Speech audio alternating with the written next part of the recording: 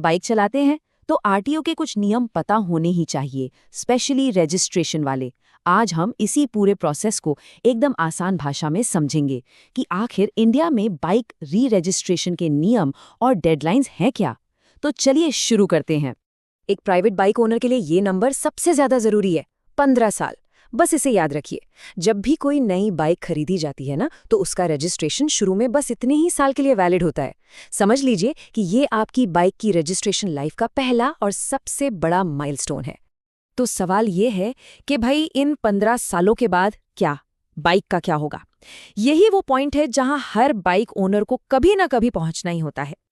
देखिए, जब भी कोई नई प्राइवेट नॉन कमर्शियल बाइक खरीदी जाती है तो उसे एक रजिस्ट्रेशन सर्टिफिकेट मिलता है।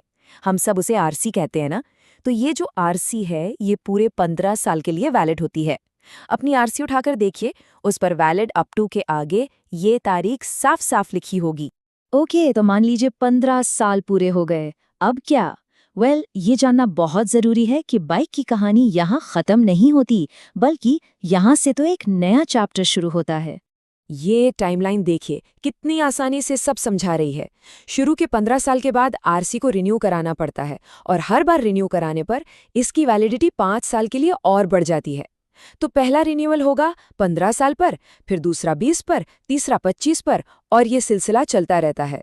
जब तक बाइक रोड पर चलने के लिए फिट है, तब तक इसे रिन्यू कराया जा सकता है। चलिए, अब एक और बहुत कॉमन सिचुएशन पर आते हैं। मान लीजिए कोई अपनी बाइक लेकर किसी दूसरे स्टेट में शिफ्ट हो जाता है। तब क्या? तब रजिस्ट्रेशन के नियम कैसे बदलते हैं? चलो देखते हैं। यहाँ एक नंबर और है जो याद रखना है, 12 महीने। अगर बाइक किसी नए स्टेट में 12 महीने यानी 1 साल से ज्यादा रहती है, तो कानून के हिसाब से वहां उसका री रजिस्ट्रेशन कराना कंपलसरी हो जाता है। अच्छा, तो ये प्रोसेस होता कैसे है? इसके 2 हिस्से हैं। सबसे पहले अपने पुराने स्टेट के आरटीओ से एक नो ऑब्जेक्शन सर्टिफिकेट यानी एनओसी लेना पड़ता है। ये डॉक्यूमेंट बस ये बताता है कि बाइक पर कोई केस या ड्यूज बाकी नहीं है। फिर इस एनओसी को लेकर नए स्टेट में जाना होता है, वहां का रोड टैक्स भरना होता है, और फिर एक नए आरसी नंबर के लिए अप्लाई करना होता है। लेकिन रुकिए, अब एक मॉडर्न सॉल्यूशन भी आ गया है जो कुछ लोगों के लिए इन सारे नियमों को पूरी तरह से बदल देता है। ये है BH यानी भारत सीरीज की नंबर प्लेट। ये एक यूनिफाइड नंबर प्लेट है जो पूरे इंडिया में वैलिड है। ये खास तौर पर उन लोगों के लिए बनाई गई है जिनकी नौकरी ट्रांसफरेबल होती है और जिन्हें बार बार स्टेट्स बदलने पड़ते हैं। और यही BH सीरीज का सबसे बड़ा फायदा है। इसके होते हुए एक स्टेट से दूसरे स्टेट जाने पर वो जो लंबी चौड़ी री रजिस्ट्रेशन की प्रोसेस है ना, उससे पूरी तरह से छुट्टी मिल जाती है। इतना ही नहीं, BH सीरीज का रोड टैक्स सिस्टम भी बिल्कुल अलग और काफी फ्लेक्सिबल है। टैक्स हर 2 साल में भरा जा सकता है, या चाहे तो 4, 6, 8 साल का एक साथ भी जमा कर सकते हैं। और सबसे बढ़िया बात, ये सब कुछ ऑनलाइन हो जाता है, बहुत ही आसान।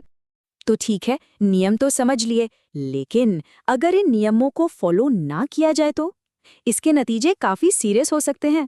अगर आरसी एक्सपायर हो चुकी है और फिर भी बाइक चला रहे हैं, तो बहुत बड़ी मुश्किल हो सकती है।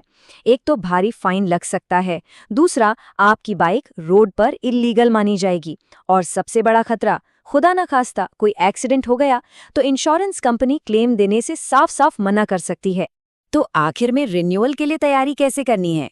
ये रही जरूरी डॉक्यूमेंट्स की एक क्विक चेकलिस्ट। चाहिए होगा फॉर्म 25, ओरिजिनल आरसी की कॉपी, एक वैलिड इंश्योरेंस सर्टिफिकेट, एक वैलिड PUC सर्टिफिकेट मतलब पोल्यूशन अंडर कंट्रोल वाला, और हाँ, एड्रेस प्रूफ के लिए आधार। पुरानी बाइक्स के लिए एक फिटनेस टेस्ट सर्टिफिकेट भी लगता है। ये सब तैयार रखेंगे तो प्रोसेस एकदम स्मूथ हो जाएगा।